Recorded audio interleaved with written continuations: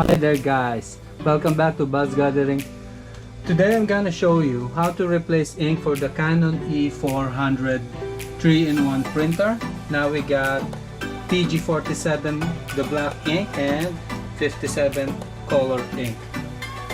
Okay, remember that once the yellow indicator flashes, so it means to say that you're out of ink and you have to replace it.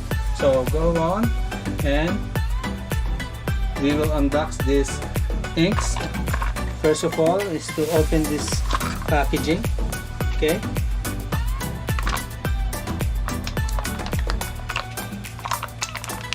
you can remove the ink from the inside of the sealed box. Okay, do it for the colored cartridge. Okay, remove the lid from the container as well. Then you will notice here there's a handle where you can find the cartridge head. Go ahead and pull it.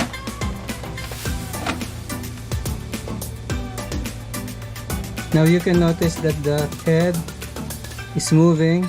Wait for it to go into this position where you can see a diagram instruction where the color cartridge and the black cartridge is located.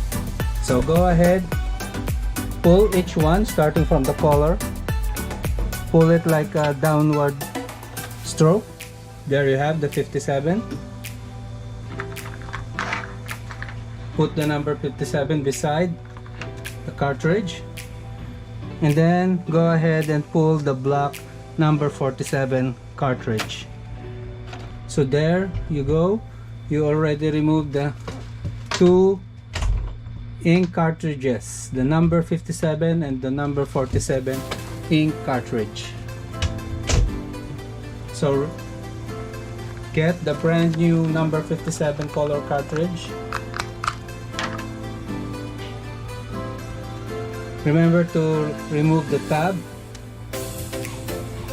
from the bottom of the cartridge, then insert it.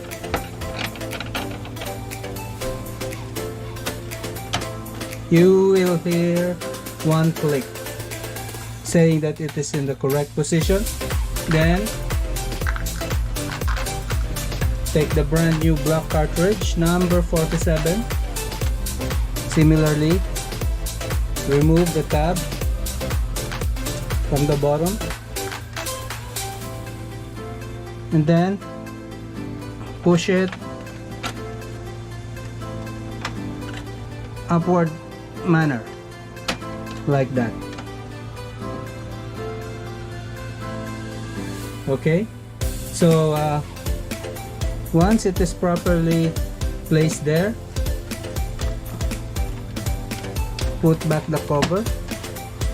So it means to say that the yellow LED indicator is gone. You have installed completely the color and the black cartridge for the E400. Put back the old black and colored cartridges in the box and then dispose it properly.